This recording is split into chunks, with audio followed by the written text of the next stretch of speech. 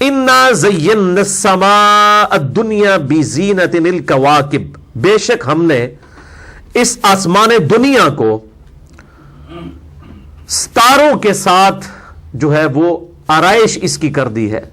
یعنی اگر آپ ذرا ایک لمحے کے لیے سوچیں کہ رات کے وقت اگر آسمان کے اوپر ستارے نہ ہو تو آسمان کی طرف کوئی بھی نگاہ اٹھا کے نہیں دیکھے گا، کوئی اٹریکشن ہی نہیں ہے. یہ رات کے وقت جو آسمان میں اٹریکشن ہے وہ ہے ہی ستاروں کی وجہ سے. تو اللہ تعالیٰ فرماتا ہے ہم نے اس آسمان دنیا کو ستاروں کے ساتھ مزین کر دیا ہے، اس کی خوبصورتی کا ذریعہ بنا دیا ہے. وَحِفْظٌ مِّن كُلِّ شَيْطَانٍ مَارِدٍ، اور ہم نے اس آسمان کو ہر قسم کے سرکش شیطان سے محفوظ کر دیا ہے. لا يسمعون الى البلاء الاعلى ويقذفون من كل جانب، نہیں کان لگا کر سن سکتے عالم بالا کی باتوں کو مگر اس حال میں کہ ان پر پتھراؤ کیا جاتا ہے ہر طرف سے. یعنی جو بھی جن جو ہے وہ فرشتوں کی باتیں سننے کے لیے آسمان کی طرف اڑتے ہیں یا کان لگانے کی کوشش کرتے ہیں تو ان پر اللہ تعالیٰ کی طرف سے پتھراؤ ہوتا ہے، اور وہ پتھراؤ کا ذکر آگے بھی آ جائے گا ڈیٹیل کے ساتھ. دحورا ولہم عذاب واصب، ان کو بھگانے کے لیے اور ان کے لیے ایک دائمی عذاب کے طور پر. الا من خطف الخطفہ، مگر جو شیطان کچھ جھپٹ لیتے ہیں. فاتبعہ شہاب ثاقب، تو اے شہاب ثاقب جو ہے، میٹرائٹس جن کو ہم انگلش میں کہتے ہیں، وہ ان کا پیچھا کرتے ہیں. اللہ تعالیٰ کی طرف سے ان کے اوپر ایک سمجھ لیں میزائل داغے جاتے ہیں جو فرشتوں کی باتوں کو سننے کی کوشش کرتے ہیں. ظاہر ہے اللہ تعالیٰ کی طرف سے سال میں ایک دن جو لیلۃ القدر ہوتی ہے رمضان المبارک کے آخری عشرے کی طاق راتوں میں، بخاری مسلم میں احادیث موجود ہیں، قرآن حکیم میں بھی سورۃ القدر میں بھی آیا ڈیٹیل کے ساتھ کہ اس رات اللہ تعالیٰ بہت بڑے بڑے تقدیر کے فیصلے فرماتا ہے، اور کام جو ہے وہ فیہا یفرق کل امر حکیم، جو سورہ الدخان میں آتا ہے کہ اس رات میں تمام اہم کام فرشتوں میں بانٹ دیے جاتے ہیں. اب فرشتے جب وہ اس قسم کی ڈسکشنز کر رہے ہوتے ہیں کہ اللہ تعالیٰ کی پلاننگ میں اس سال کے لیے آگے کیا ہے، تو اس میں سے کچھ جنات چرا لیتے ہیں، اور وہ چرا کے پھر کچھ باتیں وہ سن لیتے ہیں، کچھ نہیں سن سکتے، تو وہ جھوٹ موٹ ملا کے تو ایک پوری سٹوری بنا کے کائنوں کو بتاتے ہیں. وہ اس کی بنیاد کے اوپر پریڈکشنز کی جاتی ہیں، اسی لیے کچھ پریڈکشن صحیح بھی ثابت ہو جاتی ہیں، کچھ غلط بھی ہوتی ہیں. بہرحال ان پر اللہ تعالیٰ کی طرف سے میزائل داغے جاتے ہیں، اکثر کو تو ہلاک کر دیا جاتا ہے. جو اللہ تعالیٰ چاہتا ہے کہ دنیا میں ایک آزمائش کے طور پر کچھ خبر آنی ہے تو وہ آ جاتی ہے، ادروائز ان کے اوپر شہاب ثاقب داغ دیے جاتے ہیں. میٹرائٹس یعنی یہ پتھر ہیں جو ستاروں کے اوپر سے گرتے ہیں ان کے اوپر، اور ایک شعلے کی شکل میں آپ نے رات کے وقت بھی کئی بار اس کو دیکھا ہوگا، بڑی تیزی کے ساتھ وہ پوری ایک پیچھے دم سی ہوتی ہے اس کی، پھر وہ غائب ہو جاتے ہیں. جیسے ہی وہ زمین کے آپ سمجھ لیں جو ایئر کا غلاف ہے، ایٹماسفیئر تقریباً 80,000 کلومیٹر زمین کے گرد ہے، اور اس میں سے بھی جو زیادہ آپ سمجھ لیں کثیف ہے وہ پہلے 50 کلومیٹر میں سارا ایئر ڈینسٹی ہے. جیسے ہی اس کے اندر کوئی پتھر داخل ہوتا ہے تو وہ اتنی سپیڈ کے ساتھ داخل ہوتا ہے تو وہ ایئر فرکشن کی وجہ سے اس کو آگ لگ جاتی ہے اور وہ راکھ بن جاتا ہے. ظاہر ہے اگر 3 سے 5,000 کلومیٹر فی گھنٹہ کی رفتار سے ایک چیز انٹر ہو زمین کے ایٹماسفیئر میں تو ہوا کے ساتھ رگڑ کھانے کی وجہ سے ہی اس کی اوپر والے حصے کے اوپر اتنی تپش پیدا ہو جائے گی کہ وہ جل جائے گی. اس لیے آپ دیکھتے ہیں یہ جو ایئر شٹلز جو یہ خلائی شٹلز بھیجی جاتی ہیں خلا کے اندر، ان کے اوپر باقاعدہ ایک سیرامکس کی لیئر چڑھائی جاتی ہے ٹائلز کی فارم کے اندر. یہی جو میزائل ٹیکنالوجی ہے اس کے باہر بھی اس قسم کی لیئر چڑھائی جاتی ہے. ادروائز اگر وہ لیئرز نہ ہو تو وہ جیسے ہی زمین کے اس ڈینسٹی والے ایئر ڈینسٹی والے پورشن میں داخل ہوں تو وہ سارے جل کے راکھ ہو جائیں. اور ایک آپ کو پتہ ہے یہ جو کولمبیا ان کی شٹل امریکن کی کچھ عرصہ پہلے جو پھٹ گئی تھی، صرف ایک ٹائل اس کی ٹوٹی ہوئی تھی. اب 3 سے 4,000 ڈگری سینٹی گریڈ ٹیمپریچر ہوتا ہے. اب اتنا جب ٹیمپریچر ہوگا تو کون سی، تو اس کے آگے تو سٹیل بھی نہیں کھڑا ہو سکتا، وہ بھی 1,500 کے بعد پگھل جاتا ہے. تو جہاں پہ 3,500 ڈگری سینٹی گریڈ ٹیمپریچر ہو جائے تو وہاں تو کوئی چیز ٹھہر نہیں سکتی.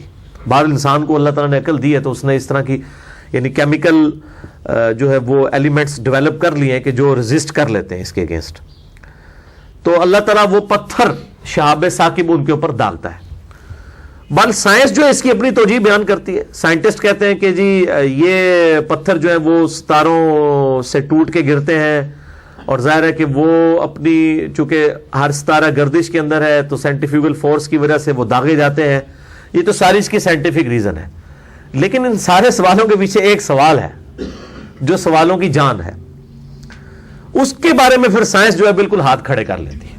سائنس صرف 2 کوشچنز کے ساتھ ڈیل کرتی ہے, وٹ اور وائی. کیا ہوا اور کیوں ہوا, کیسے ہو گیا. سائنس کہتی ہے کہ یہ ہماری ڈومین سے ہی باہر ہے. ہاؤ, یہ سائنس کا کوشچن ہی نہیں ہے. سائنس صرف اس سے ڈیل کرتی ہے کہ کیا ہوا اور کیوں ہوا. کیا ہوا, زلزلہ آیا. کیوں آیا, ٹیکٹونک پلیٹس کی ڈسٹربنس کی وجہ سے آیا. یہ کیسے ہو گیا, وہ کہتے ہیں it is physical phenomena of nature. ایسا ہی ہوا کرتا ہے, یہ ہو جایا کرتا ہے. اسی کے پیچھے تو خدا ہے. God is the only explanation of all the physical phenomena in this universe. خدا ہی وضاحت ہے اس کائنات میں ہونے والے ہر قدرتی مظہر کے پیچھے خدا ہے. بالی سائنس کی عاجزی ہے کہ انہوں نے تسلیم کر لیا کہ جی ہم نے سوال میں پڑھ رہی نہیں کہ یہ کیسے ہو رہا ہے. وہ کہتے ہیں ایسے ہی ہوا کرتا ہے. اسی میں تو قیامت مضمر ہے, ایسے ہی کیوں ہوا کرتا ہے. کون ڈیسائیڈ کرتا ہے کہ ہاں اسی وقت ہی پتھر نے ٹوٹنا ہے, تو اس کے پیچھے تو خدا ہے نا. یہ اسی وقت ہی زلزلے نے آنا ہے. یہ جو ٹائمنگ ہے وہ کہتے ہیں کوئی پتہ نہیں, کسی بھی وقت آ سکتا ہے. ٹھیک ہے, بلکہ زمین پہ تو ہر سیکنڈ میں 2 زلزلے آتے ہیں, صرف ان کی انٹینسٹی کم ہوتی ہے. ہر سیکنڈ میں 2 زلزلے زمین پہ آتے ہیں. اگر ان کی انٹینسٹی بڑھ جائے تو یہ تو زمین سٹیبل ہی نہیں رہ سکتی. جو اللہ تعالیٰ بار بار کہتا ہے کہ ہم نے زمین کو بچھونا بنا دیا ہے تمہارے لیے, تو وہ بعض غیر مسلموں میں لوگوں نے بھی اعتراض کیا یہ بچھونا تو ہے نہیں, زمین تو گول ہے. تو بچھونے سے مراد یہ ہے اس کو سٹیبل بنایا ہے. ادروائز یہ اپنی نیچر کے اندر جو ہے وہ زلزلے رکھتی ہے, اور ان ارتھ کوئکس کی وجہ سے تباہ و برباد ہو جائے ہر چیز اگر یہ سٹیبل نہ کیا جائے اللہ تعالیٰ کی طرف سے. بل کبھی کبھار اللہ تعالیٰ پھر اپنی قدرت کا مظہر دکھاتا ہے, اور آپ دیکھتے ہیں کس لیول کی تباہی ہوتی ہے. 8 اکتوبر 2005 کو جو پاکستان میں زلزلہ آیا تھا, تقریباً 1.5 سے پونے 2 لاکھ لوگ جو ہیں وہ ود ان سیکنڈز جو ہے وہ مر گئے تھے. تو یہ اللہ تعالیٰ جو ہے وہ اس طرح کے کبھی معاملات دکھاتا ہے تاکہ ان چیزوں کی وجہ سے باقی لوگوں کے لیے عبرت ہو. اور یہ کوئی ظلم والا معاملہ نہیں. بعض لوگ اس کو اس چکر میں بھی لے جاتے ہیں کہ جی اتنے بے قصور لوگ مارے گئے, تو لوگوں کو پتہ ہی نہیں ہے کہ تقریباً 1.5 لاکھ کے قریب روزانہ لوگ تو ویسے نیچرل ڈیتھ مار رہے ہیں اپنی. 1 گھنٹے میں 6000 لوگ مرتے ہیں روزانہ. تو یہ آپ کیلکولیشن کر لیں, تقریباً 1.25 لاکھ کے قریب روزانہ 24 گھنٹے میں لوگ مرتے ہیں. اور ان 24 یعنی 1.25 لاکھ میں سے تقریباً 40,000 مسلمان ہوتے ہیں مرنے والے. پر بلے شاہ سا مرنا نہ ہی گور پہ کوئی اور. روزانہ 40,000 مسلمان مرتے ہیں. غیر مسلم تو مرتے ہی مرتے ہیں 90,000 کے قریب, لیکن 40,000 مسلمان بھی ہوتے ہیں مرنے والے روزانہ پوری دنیا سے. لیکن انسان کبھی نہیں سوچتا کہ یار میری بھی موت کا وقت آ سکتا ہے. بہرحال یہ 1.25 سے 1.5 لاکھ بندہ تو ویسے ہی روزانہ مر رہا ہے.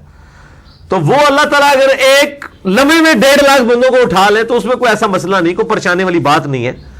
ایک محلے میں ہونے والی ڈیتھ ایک محلے کے لیے عبرت بنتی ہے. ایک شہر میں کوئی ڈومیننٹ پرسنالٹی مر جائے پورے شہر کے لیے عبرت بن جاتی ہے. آپ دیکھ لیں کل ہمارے عمر بھائی, یعنی 37 سال ان کی عمر تھی, کسی نے سوچا بھی نہیں تھا, کوئی تکلیف نہیں تھی, اچانک ہارٹ فیل ہو گیا اور اپنی ینگ ایج کے اندر وہ دنیا سے چلے گئے. تو پورے شہر کے اندر آپ نے کل جنازہ دیکھا, کتنا بڑا جنازہ ہوا ہے. تو ایک بار لوگوں پہ یعنی دھاک بیٹھ جاتی کہ یار ضروری نہیں کہ بوڑھے ہو کے ہی جانا ہے, جوان آدمی بھی مر سکتا ہے.